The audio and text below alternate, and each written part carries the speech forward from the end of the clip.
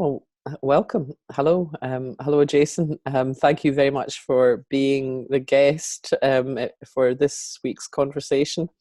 And the topic is real freedom from all addictions.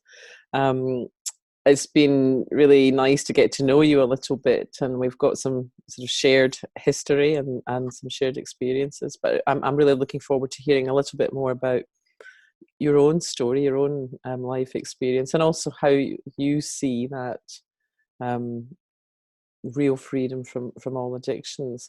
And normally I welcome somebody else is just joining us now. Um, um, you can speak for as long as you want. The call is scheduled to run for up to an hour. Often we open it up for questions or comments if people want to come in, if you're comfortable with that. But it's really your gig, and I might have some thoughts, comments, questions as we go along. So I'll just share those if they come up. But anyway, for now, Jason Shiers, over to you. Oh, thanks, Christian. Thanks for having me. Thanks for inviting me. That sometimes, when someone asks you for a title, it's kind of like, I'm just kind of what came to me, and I'm that sort of thought about real freedom, because I had some sort of freedom, for a long time, like little glimpses of something that felt like a little bit of freedom. But I used to describe my recovery as like when a plumber, goes and there's a hole in the wall and you put your finger on it and then another leak comes out the other way, and then it's like have another finger and then you get a different thing and then you get your elbow on it, and it was kind of like, and that was like how I described my recovery. Because Jason, could I just cut in just for one sec? Because I mean, you and I have discussed this before, and I know a bit about your story, but I'm just conscious that other people might know. And I'm sure you don't want to do a big, massive sort of war story, but maybe the thumbnail version, would that be? Are you up for that? Oh yeah, I'm gonna talk about that. Sure. Okay. Thanks. To give like a little so that was where the title came from anyway. It was kind of like, because it was. Not the hole in the dike, or the finger in the dike and then the other. yeah it was kind of like, it was, my story is a lot about drug addiction and prison and crime and stuff like that, but even when I got clean and had many, a couple of decades of recovery, it was kind of like, it was still like that, it was kind of like, I managed to accumulate this life, but I was still plugging leaks, so with addictions. I think it's nice to hear a story as well. I was thinking about this. I don't often hear like in this community so much about the past, because it's almost like it's not so much about that anymore. Mm-hmm. And I used to tell it as a victim, in years gone by, and it's kind of like, I'm just quite neutral about it now. But I'm still aware of the, the potential impact for people, like how light things are today compared to how dark they were, and I always, in the past, I always described myself as having a traumatized childhood, and I did, that was the experience that I lived then, with a completely different perspective of it now. But my first memory was the police, appearing at the door, and this was like 1977, to a policeman and a policewoman appearing at the door. And I have some times in my childhood and my using of real vivid memories, and this one was really clear with these two. We had this old back door at the side of the house, and it was kind of like I had opened the door, and there was a policeman with his hat under his arm, and a policewoman holding a hat like against her, and it's kind of like, and they asked to speak to my mum, and my dad had been killed in an accident, and oh God. So that was kind of it. And I remember my mum, laying on the floor, like punching and kicking the floor, and her legs going crazy and screaming, and like the police like trying to console her. And then the police asked, is there someone who could look after us, me and my younger brother, and we ended up going next door to the neighbor's house while whatever happened, and that was really the start of chaos, I guess, for me, and I could make up all sorts of stuff. I didn't get to go to the funeral, wasn't allowed to say goodbye, never had closure, it was kind of like, and yeah, at the time I was angry, I was like, my dad you know, I didn't have rational thinking. I didn't have like clarity. I didn't have like the idea that my dad had gone out and something had happened to it. It was just like, as far as I knew, he just went out and didn't come back. You know, it was kind of like, that was it. And, you know, from then on, everything, you know, subconsciously took off. You know, my eating was my first drug, you know, and it was kind of like from the ages of 5 to 16, you know, that it was like a, not so much a standing joke, but like a, you know, a thing, you know, something that something that was made into a thing, you know, that I gained a stone a year, you know. So by the time I was 16, I was 16 stone. And like, so, and I remember that obsession with food, that when someone was going out of the house, what could I steal, what food was in the fridge, what day my mum went shopping, you know, and that kind of sense of excitement that I got, just taking me away from the reality that I lived in. And it was chaos, you know. I was really clever. I got into the best private school in Lancashire. I got a full. There was only like less than 5 full bursaries, you know, and I got a full bursary because I recorded so high on the IQ score to get into this school. And 2 years later, I got kicked out because I stole a load of money, bought a motorbike at 11 years old and went to school on it, left it at someone's house. They told the school, you know, it's like I was chaotic. But I was very intelligent, but I just couldn't, you know, I just couldn't stay focused. You know, my whole childhood was kind of chaos like that, gaining weight, being obsessed with food, getting involved with people and crime and so on. And, you know, significant things were like, I had my first like mental health diagnosis at 9 years old. They put me on medication, antidepressants, you know. It was kind of like, I've got like here now, like my medical reports from the, what was that, the early 80s, from the psychiatric department, you know, that said like, I showed signs of being slow and being slightly retarded, and there was no mention of grief, and there was no mention of childhood loss or addiction or anything like that in them. You know, there was a real sort of best guess, you know, looking at it now, you know, of so-called professionals trying to help, you know. So yeah, I mean, I just didn't have the best chance from the start, you know, as a child. So going into, I'm trying to be mindful of the time, going into drug addiction, you know, it was kind of like an early teenager. I found heroin. Heroin was the first drug that I found. Not because I was a big hardened criminal or anything, other than the fact that I was in either the right place at the right time or the wrong place at the wrong time, no matter which way you look at it, you know.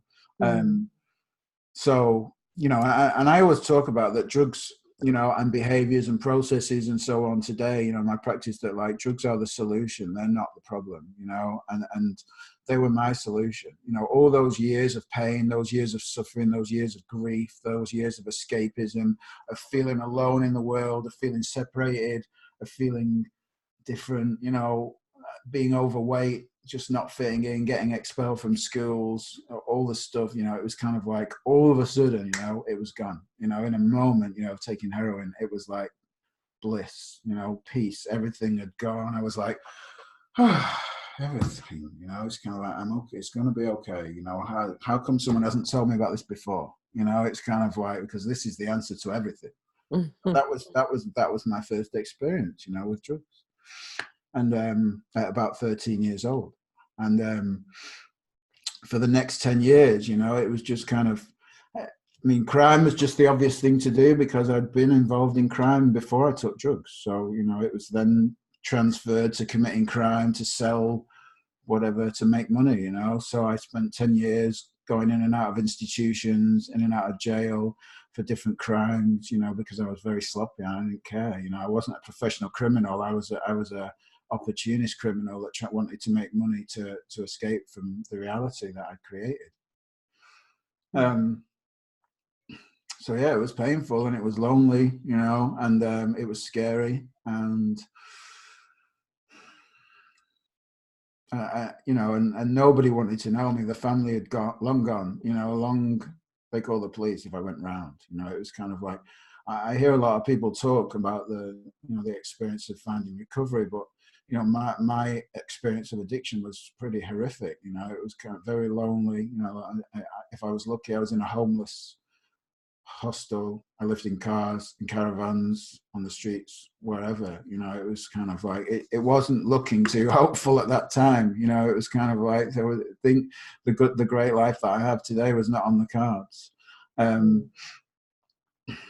So yeah, I mean, things were pretty desperate, and after, I don't know, quite a few times in jail, I remember writing a letter to my brother, you know, just saying that I didn't want to use drugs anymore, but I knew I would, you know, basically. And it was kind of like, and nothing, I didn't get any response to that letter, you know, but it was kind of like, I knew at that time, I knew I was in some sort of crazy process. It was kind of like that, you know, every time I came out of jail, I would have convinced a lie detector test that I was not going. I was only going to use once. You know, it was kind of like every single time. Look, I've had this time away. I'm feeling better now, and I'm just going to have one to celebrate. You know, it's like little did I know that as soon as I took that one, I was off again on that merry-go-round of chaos, and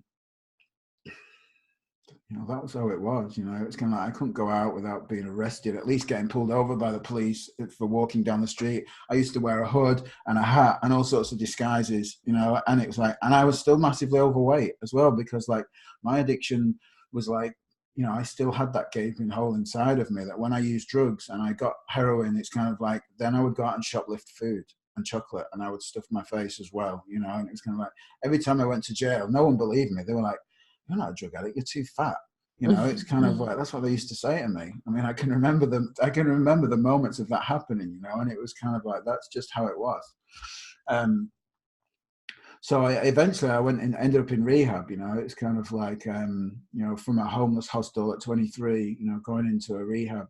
And, you know, at that time it was like, you know, it took the drugs away and I just had that real sense of that, being that little boy again, being that 12-year-old little boy who'd like lost everything, who'd was alienated from the world and separated, and you know, food was a comfort to me. So I mean, some of the, you know, some of the, not so much significant, but some of the poignant stuff that I remember, you know, I can remember eating food out of bins in the treatment center. I can remember like watching everyone eat, you know, like in the dining room and watching who was leaving food on the plate because I could see what they were leaving and knowing that I could eat it afterwards while I was clearing it up. I can remember sneaking down into the kitchen at night, you know, all that stuff, because like I just needed something, you know, I just felt that real sense of emptiness. And then, you know, after my stint in treatment, you know, 9 months in different types of treatment, that was in the early 90s. You know, that was when I got clean, and I haven't used drugs since, you know, to that day. You know, I've been totally abstinent. It's been 25 years actually this week, 25 years this week. Congratulations. You know, and up until a few years ago, you know, I've always gone to meetings, but it was like, you know, where I started off this thing was, it was like I was going to meetings with gritted teeth and saying my life was great and wonderful and so on, because that's what everybody did. And I had this real desire to have a sense of belonging, to fit in, you know, and it was kind of, you know, so I went to meetings, I did conventions, I traveled all over the world. You know, it's kind of like life got great, you know, on the outside. Things got better. I got a career. I built you know, I had a 20-year career in IT. I've got some long-term friends of many years, you know, but like my internal world, you know, was still pretty messed up. You know, that was the plugging leaks explanation. You know, it was kind of like, if I went through all these things, you know, over the years. It was kind of like, I remember losing 11 stone early in recovery because I was so overweight. I mean, I gained 8 stone in the first 3 months of getting clean, but with that obsession with food. And I was 25 stone. I remember going from 25 down to 13 stone, you know, in my first few years of recovery, and looking in the mirror and going, I still feel the same. You know, I can remember the day that I looked in the mirror and go, nothing's changed. You know, it's not about, I knew at that moment it wasn't about the outside, changing the outside, you know, but I was still in that kind of searching. So I went through these years of going into a relationship, being obsessed with the gym, and going back into a different relationship, then losing it, then gaining weight, then being obsessed with money and having 2 jobs. And it was like, you know, my time with sex addiction, sex and love addiction, and gambling, and the food stuff, you know, it was always something. And that's why it was always like plugging leaks, you know. I guess that's, again, pointing back to the title, because it was like, it was just seemed that point of real freedom was totally elusive to me. It was kind of like, I just, it was always like, oh yes, I've just found the way of this. And then next thing I know, I'd be doing something else. And it always felt like I was completely powerless, like I was just doing something that I didn't want to do, always doing something I didn't want to do. So, while everything got better on the outside, I had this career and so on, it was kind of like, I still had this sense of dis-ease, inside of me. And, like years of that searching, I was tired, and I was like empty at times. And I was like, it always looked to me like life was over there, it's kind of like, when I get there, it'll be okay. When I get this, it'll be okay. When I lose this amount of weight, I'll be okay.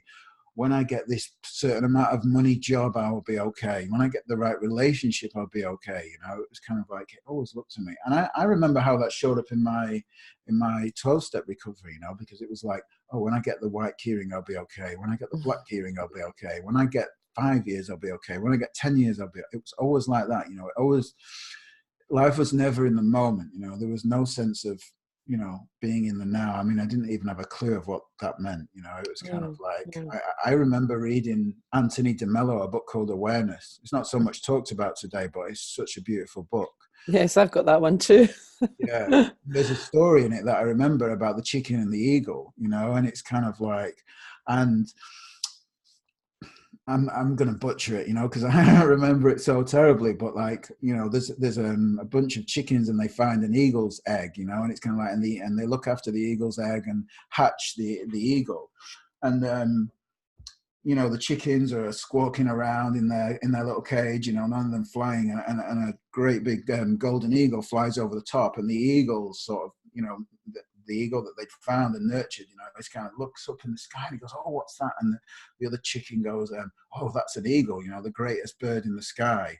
And the eagle just carries on being a chicken, and that story like really sort of stood out to me. It's kind of like that, about that there's something much more about life, I'm just living in the reality that I've created, and there's something more than this, and it was like, and I think a lot of that book at the time kind of went over my head, because I really wasn't ready for, seeing any further than where I was at. I replaced one set of beliefs with another, and I was just caught up in that I'm an addict and I have to go to meetings for the rest of my life, and this is all that's on offer for me. And you suffer sometimes, and you come to meetings and you help people and you get a bit of respite, and and everyone else seems to have the same suffering as me, so I must be doing it right. From time to time, I'd go through the steps again and again and again, and just kind of, I guess I'd resigned is the word, just kind of resigned to that there was nothing more on offer for me, and it wasn't terrible, although,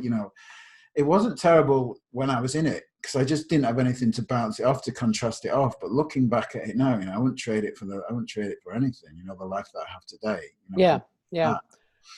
It occurs to me when you're speaking, Jason, because I had some of that as well. I had periods of being bulimic and codependent relationships and insecure around money. And at the time, I saw all of those things as evidence of my addictive personality. And today, and I know you're going to go into the sort of why of this, but that it just seems so ridiculous. But whatever the belief is, then the facts of life will what the believer believes, the prover will prove, And I remember one of my friends saying I could be at a different fellowship every night of the week, and I still wouldn't be dealing with them all. And yeah. There was a little diagram that Bill Pettit did the other day, and what you were saying just then was just kind of like, the bottom of the diagram was like, when you have a low level of understanding, of how the mind works, and a low state of mind, that it's kind of like you live in this place of where I lived, in this place of kind of like, oh God, another day, and it's kind of like, and every now and again you'd have this good feeling, and it's kind of like, so he drew it along this diagram. So you kind of like, if you had levels of consciousness, for example, you know, metaphorically, there's no real levels, but like if you had levels of consciousness, you're somewhere near the bottom, you know, when you've got a low level of understanding and a low state of mind. And every now and again, you jump up a few levels and you have this good feeling, you know, like when you first go to the fellowship, you know, if you ever had a good feeling, someone would say to you, pink cloud, it won't last long, you know. It's kind of like, you know, don't get too caught up in that good feeling, because it's not normal. So you have this like level of you know, this moment of happiness, you know, and the first thing that comes to your mind, because you've got a low level of understanding of how the mind works, is this won't last, you know. It's kind of like, and then you go out of your way to prove it right. See, I told you it wouldn't last, you know, and you end up back on the floor again, you know, kind of like with those moods. And the difference today is when you've got a high level of understanding of how the mind works, and a higher state of mind, you know, like, I guess, you know, metaphorically, you might be on a high level of consciousness. That when you know, you typically operate in a good mood, but when all of some days you wake up on the floor with a bad mood, you still have that same thought, this won't last, you know, and it doesn't, you know. It's kind of like, because you don't spend time, you know, phoning up your sponsor about your bad feeling, what do you need to do about it, do you need to work another step for, you know, because you don't do that, because you have a high level of understanding of how the mind works. It's kind of like, there you go, back to normal functioning, you know, everything's okay. You know, I woke up with an insecure feeling. I didn't do anything about it because I didn't need to, because I just returned to my default level, and I'm okay. So it's the same thought, you know, like, oh, this will pass, but it's just a different experience. And, you know, how I came to that place, I guess, is what's important. You know, I went to, it's funny, I told Michael Neal this, that like, I was pirating one of his videos, you know. It was kind of like, I'd been to Tony Robbins, I'd just been an eternal searcher.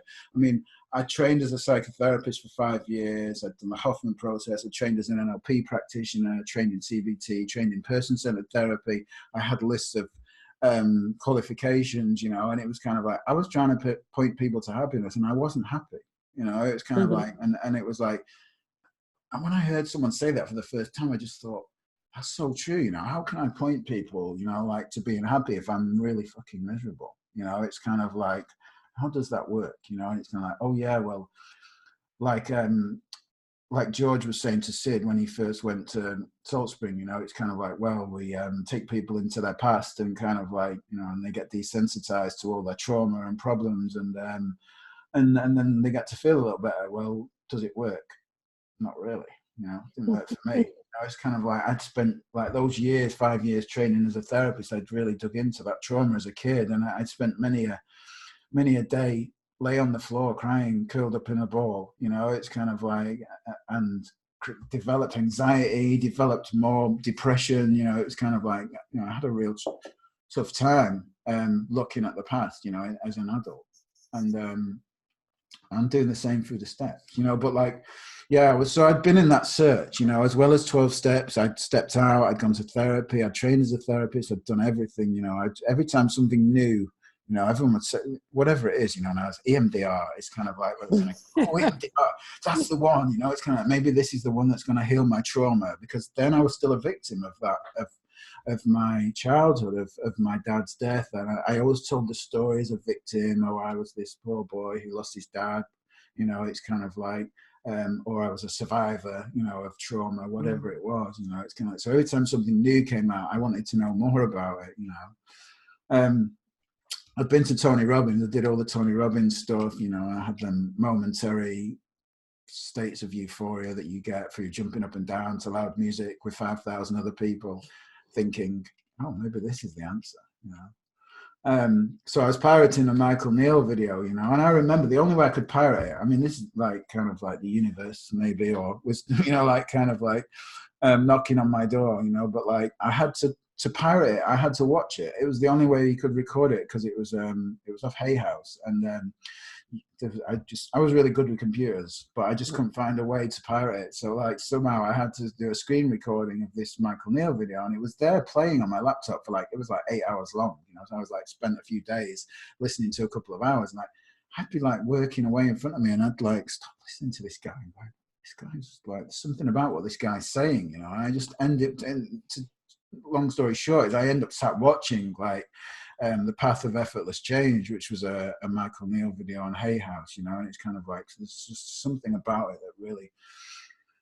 you know, it just kept me thinking about it. And then I was going to LA doing some other coaching stuff, and Michael had an intensive on, and I went to this intensive with Michael, and 3 days, you know, and you know, I talk about it on my own podcast. You know, one of the greatest invitations, you know, what I do as well with my own clients is that because I'd spent all these years in psychological trainings of different types, you know, it was kind of like the best invitation that Michael gave me was, can you just listen without this filter? You know, can you just stop listening to see if I'm right or wrong? Because I was asking him loads of questions. I was one of those annoying, shitty clients, you know. It's kind of like I thought I knew everything. And he caught onto it straight away, and he went, can you just like switch that off? You know, like listen without trying to see if I'm right or wrong, you know, not to see if it's going to fit for you or it doesn't, not to see if what I'm saying makes sense or it doesn't. And, you know, it was kind of like, listen like music, you know, it's kind of like, because I didn't see it at the time. I didn't realize it. And I see it so clearly now about my intellect was such a filter, you know, it got me through life. You know, it was kind of like it had got me so far in so many things, and I thought, so I had to listen to everything like intently. I had my notebook ready. I was there early. It was kind of like, and I was like, come on, tell me, you know, it's kind of like, what's it going to be? And it was kind of like, and it ended up more of a being, yeah, you know, and just kind of like allowing this conversation for 3 days that we were in, you know, just kind of like where I came out at the end, and it was kind of like, I don't actually remember anything that was said. You know, I really don't. In fact, I have got some notes somewhere in a book still, and they're true. You know, like when I read them back now, you know, from those years ago, I thought I heard it. You know, I heard it straight away in the notes. I can see it. But I remember, you know, when I'd arrived there, it was kind of like I had this, you know, I was still focused on this external life of, and I always describe it like spinning plates. You know, my life was a cross between quicksand and a jungle. You know, it was kind of like that. It was like walking in quicksand, and you just wanted to get through the day. You know, it was kind of like, that's what it was like when I arrived there.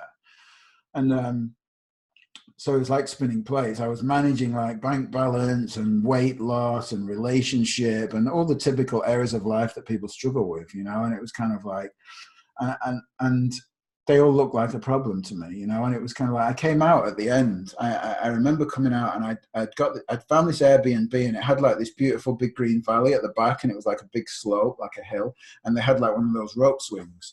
And I'd gone at the end. I think it was a Thursday or a Friday evening in LA. It was in April, and it was you know, it was a nice time of year. The sun was going down, and I sat there on this swing, and I was looking out at this valley. You know, it still touches me, you know. It's kind of like, but I was just sitting there thinking, wow, you know, it's kind of like, I've missed all this, you know, like, what's happened to me? You know, it was kind of like something's changed, you know. It was kind of like, well, I hadn't got a new relationship, I hadn't lost weight, my bank balance hadn't gone up, you know. It was kind of like, I just saw, you know, that like how I'd created this, all this stuff, and then tried to escape from it my whole life. You know, it just came to me so clearly in those moments, you know, where I thought, oh, I don't need to do this anymore.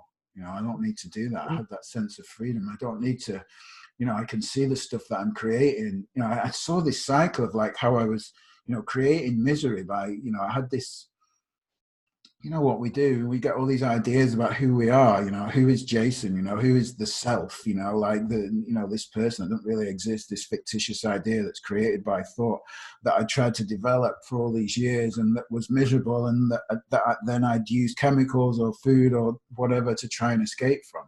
It just all, you know, I just saw it all in that time, and it was kind of like, that's quite a lot to take in, you know. It's kind of like, and to me, I always describe it like dominoes falling, you know, that it was like, I started to look at different areas of my life, and I said, oh, is that real? You know, is that what? And then it was kind of like I was in this place where I was kind of feeling this real sense of freedom, this real sense of peace.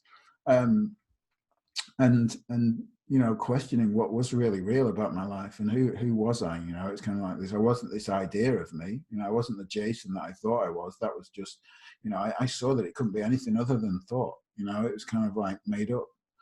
And just went, and you know, I've just been on this journey, you know, since then, where you know, I've had real sense of freedom, like a sense of contentment, a sense of happiness, no need and no desire to search for or get something outside of myself in order to be okay. It's kind of like, it's almost like, can I read a little something? It's only a page, but it's out of Joe's book, it's one, this is one of the first books that I read, and it just like it really spoke to me, and it's there's two chapters called One-Dimensional Recovery and Two-Dimensional Recovery. And halfway through the first one, it says, one-dimensional recovery works to change addicts' belief systems without increasing their understanding of psychological functioning.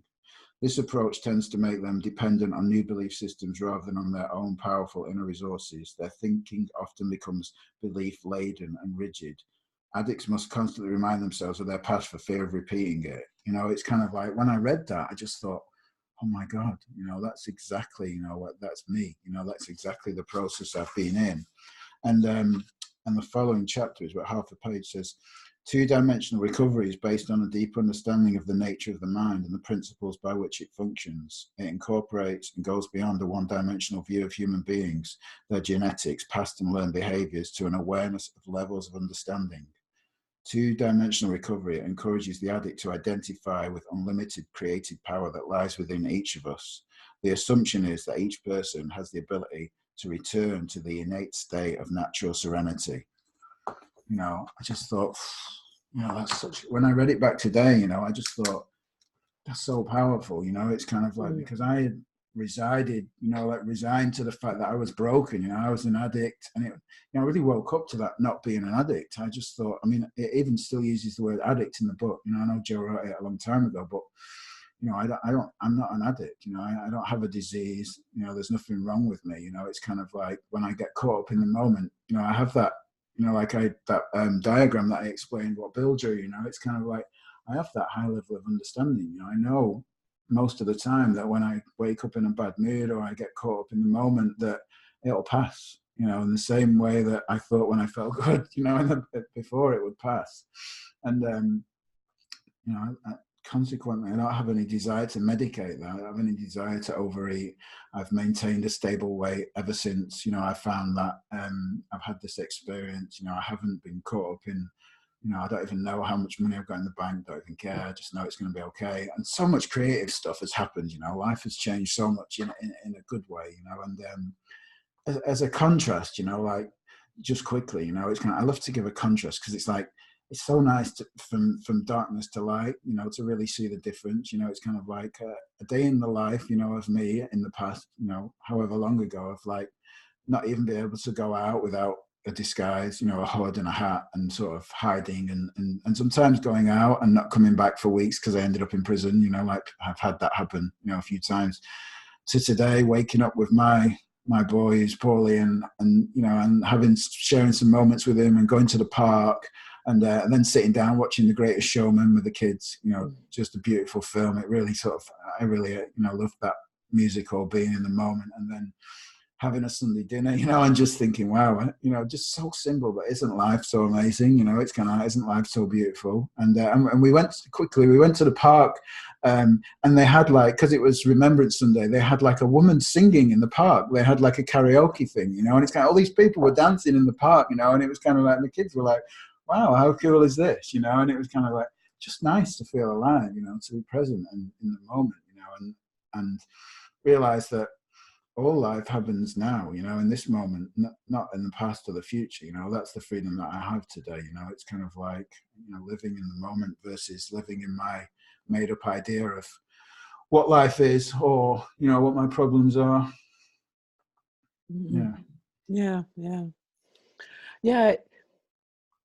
One of the things that occurs to me listening to you, Jason, is, I did have moments like that in early recovery. I remember walking down a street and thinking, God, it's as though colour's been poured into the world. And, so, and the reason I mention it is because I think that is our natural way of being, but it is so, easy to buy into a misunderstanding of what addiction is, and I never, I never minimize it. I mean, a lot of people I knew are not here today, one way or another, because of addiction. But it's that bit in recovery, it seems to me that there's that the mistake I made was to treat myself, as you described it, as being broken, and then and taking every low mood, every challenge as evidence of that brokenness, and then trying to fix something which wasn't actually broken. So it was just a fool's errand that you can see how it snowballs and eats up huge amounts of energy and distracts from just that what you described, those moments of simplicity, of just those moments of incredible happiness and connection, which are actually normal and natural, and there, if we weren't, but for our thinking, but for our, or I'll speak for myself, but for the misunderstandings that I innocently bought into, thinking it was humility. Yeah, and it is so lovely to have that experience of just gratitude for life and what's around, just bubbling up. It's just and being possessed by it almost. Yeah, lovely. Thank you. It's like seeing myself on video. I smile a lot, and it's kind of like, I had this.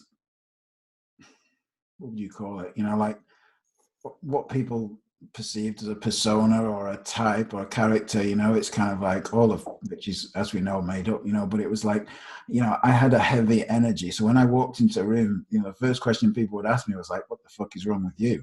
It's kind of like, that was me, because it was like my life felt so heavy, it's kind of like, felt like I carried the weight of the world on my shoulders.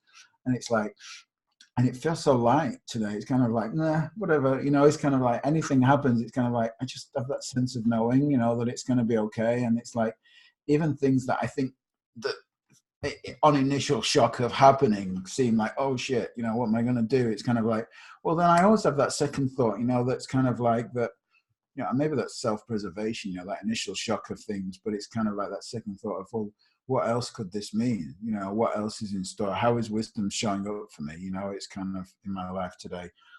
So like, nothing seems to be bad. It's kind of like, I said to someone the other day, and I feel I could lose my entire income tomorrow, and I'd still be curious as to why, what's coming next and why has that happened? It's kind of like, I'm not really caught up in all these things around me as if my life is a certain way and it has to be that way, and I have to get up every day and maintain all these things and this certain way of showing up just in order to be okay. It's kind of like, I just feel kind of free of all that. I'm curious about, I mean, a great subject is like, is the unknown, it's kind of like, because like we always used to talk as if having a fear of the unknown, I've got everyone in meetings talks a lot about fear of the unknown, a fear of the unknown. Well, I think the unknown is so fucking cool, it's kind of like so good to wake up not knowing what's going to happen. I mean, because knowing nothing can go wrong too, do you know what I mean? It's kind of like, well, what else can be? It can only be good, it's kind of like, who am I going to meet today, or what cool things are going to happen today, or what,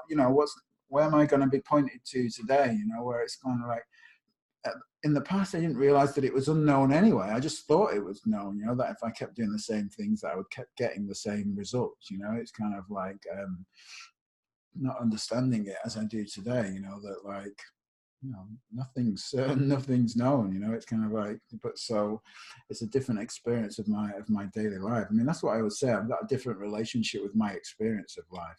It's kind of, it's so much freer and so much easier and so much lighter, just to be alive. Yeah. And I guess what makes the unknown interesting and engaging is that thing of being kind of knowing who you are, and knowing that you have the resources, that you are built to deal with whatever shows up. I'm saying you, I mean we, all of us, that we have that.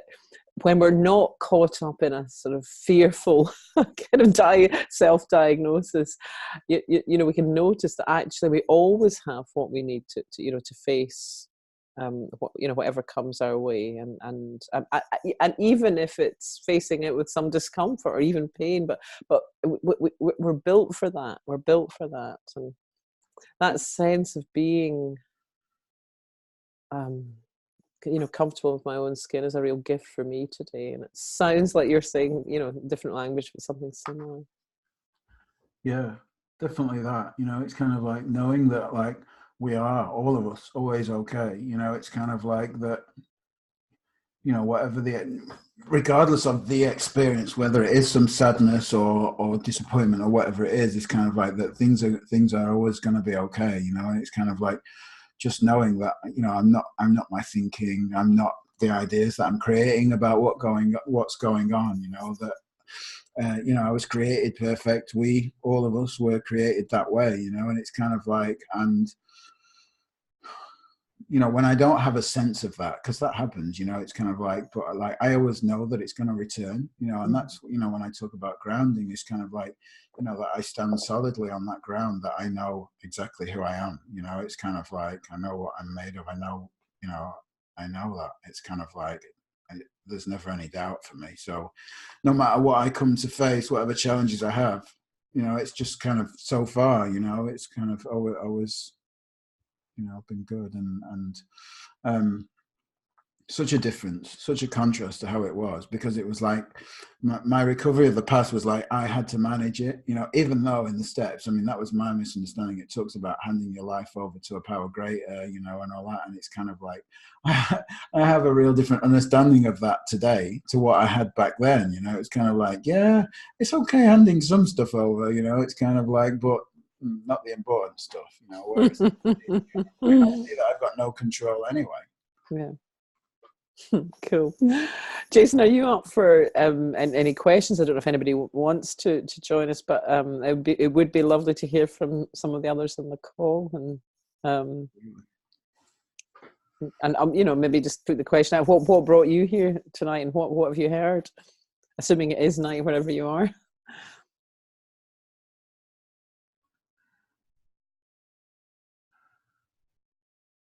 I think that's Anne with a disguise. Shona, are you about to come in?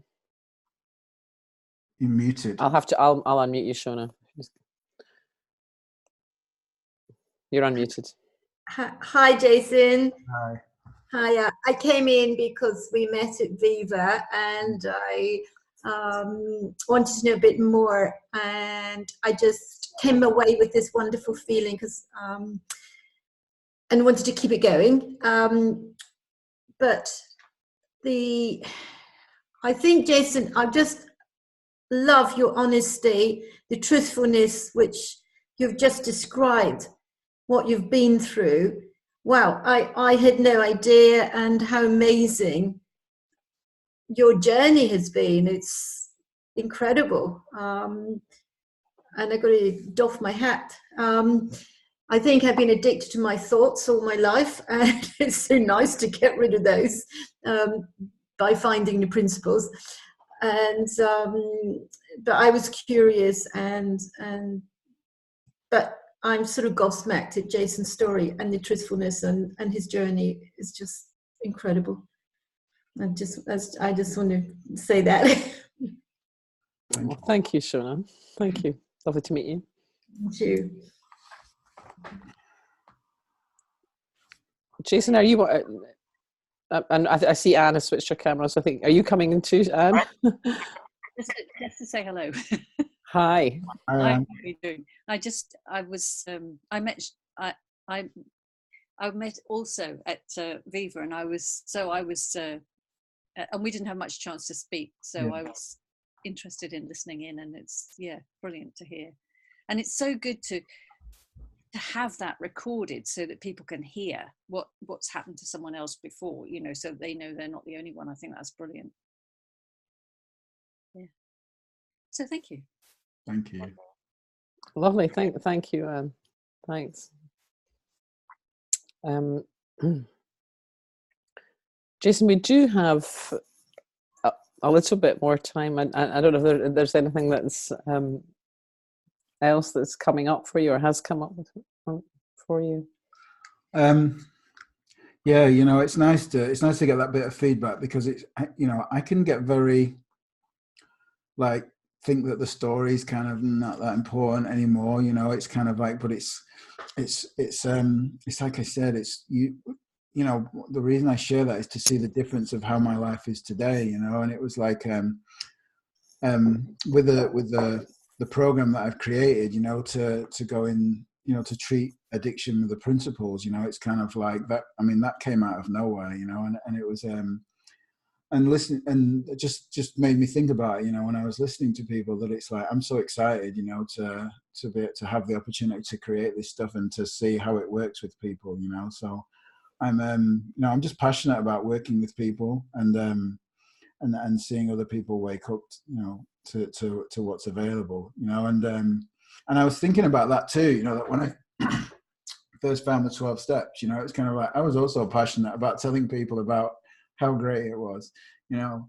But I feel like, you know, I'm in a different I'm standing on different ground, you know, today to then. And it was like I really see the difference between concepts, you know, like what concepts and that they are useful, you know. It's kind of like I just wrote an article and I'm hoping to publish it pretty soon. And I did an interview with Bill Pettit on the nature of addiction, and we looked at questions like, is it useful to look into the past? You know, are we really powerless? Is addiction really a disease? You know, we did an interview, and I wrote up you know, quite a long, extensive article on looking at addiction. And you know, some of the stuff that I wrote that came up for me while I was writing it was really about, you know, that the concepts are useful for people. You know, that they get that their life, it saves lives. You know, and people's lives are changed. But I just kept pointing to the fact that, you know, they're useful up to a point, you know, but there's always more on offer, more solid ground to stand on, you know, and more freedom, you know, in my experience anyway, you know, of trying all those multiple concepts of different therapies and so on. So that's kind of why I'm excited about what I'm doing, and you know, and I love this conversation because it's been so, you know, so life-changing. Yeah. And as you know, this conversation today is one of a series that are, and they're all kind of freely available on YouTube, and so I'm really appreciative of you taking the time to, you know, to do this tonight, and both of us are involved in, for anyone who doesn't know, we're both involved as part of the planning committee for, I think, the first 3 principles conference on addiction in Minnesota in May of next year, and it's really exciting to be part of that, you know, but to you know, to see the growth in the number of people that are involved in the field, and whether people with lived experience or therapists or psychologists or counselors or both, you know, it's very exciting, and I'm really looking forward to that, I must say. Now, just before we come to a close, Jason, perhaps you could say a little bit more about what else you're up to at the moment, because I think you are up to a number of things. Yeah, I'm just saying yes to everything. You know, that's how life. That's what's changed in my life. You know, it was so insular before. It was kind of like I didn't even want to go out. I mean, part of the reason I worked in IT was so I could hide behind the computer, you know, and not have to deal with people. It didn't quite work out that way, but you know, it got me some freedom. But yeah, I mean, it's just in the process of finalizing, but my program, Infinite Recovery, that I've written is going to be running in UK addiction treatment centres, you know, across multiple centres, that I'm going to be delivering it. And I'm so excited about that. I mean, I'm not selling it, and there's nothing to sell here. It's not a product or anything, but it's kind of like, I'm just excited about the fact that I'm going to get to sit, you know, with people and share this conversation, you know, with people in treatment who are really at the forefront or on the front line of recovery, you know, of wanting to get clean and sober from their addictions. That's exciting. You know, I have my own podcast, Misunderstandings of the Mind, and my own personal coaching. I mean, it's kind of like, I'm up for conversations with anyone, you know. It's not, you know, I just love having, you know, speaking to people. If anyone wants to speak to me, I'm always open to a conversation. Lovely. And what's the best place for people to reach you? And I will put it also in the notes to the recording. Wideworldcoaching.com is my coaching website. wideworldcoaching.com. Yeah, you can find me on there. Lovely. Yeah, and just to echo what the others said, I think there is something so powerful to hear about the before and after, especially for someone who's feeling like in that point of, you know, bewilderment, where life just feels completely out of control. For me, that's the marker of addiction, that loss of control. And you know, I had my own version of not being able to follow through in promises to myself, even let alone promises to anybody else. And you know, it is that magic of hearing that change is possible, and that I think generates hope. And you know, that hope is such a powerful force, and I think, you know, what you've spoken about tonight has really, you know, been full of hope. It's just been delightful. Yeah, I mean, yeah, you just reminded me, you know, it's kind of like a lot of people who meet me today, you know, and if, you know, I might turn up as a professional in a business meeting, you know, I've had, you know, spending millions of pounds of other people's money on marketing and different things, you know, and it's kind of like, and the life that I have today, you know, if people don't know, you know, kind of like what it was like for me, you know, it's kind of like before, where I couldn't even go out of the house without getting arrested or spending time in jail. When I tell people, sometimes they're kind of like, what? Really? You know, it's like, I never would have thought it, you know. So like you said, you know, it's kind of like, it shows that there's you know, a real hope, you know, in this conversation, you know, real freedom, you know, and I guess that's, you know, where the name come from, real freedom, you know. It's kind of like, because that's my experience, you know, from complete hopelessness and complete devastation and isolation, you know, in life from that young age, you know, right through to being resigned and having some sort of life of that was kind of okay, where I survived, but I wasn't in the place that I'm at now, you know, to how it is now, of just being, you know, most of the time in a complete light-hearted place and having fun with life and just creating cool shit and seeing where life is going, you know. Yeah, you're really living that expression I do actually like in recovery, about living life beyond your wildest dreams. Yeah. Oh, that's great. Well, listen, it seems like we've maybe just reached a point to just to leave this conversation. And thank you so much for your time. Thank you for everything that you've shared. It's been excellent, really wonderful. You're welcome. I'll speak to you again soon. Thank you. All right, cool. Thank you.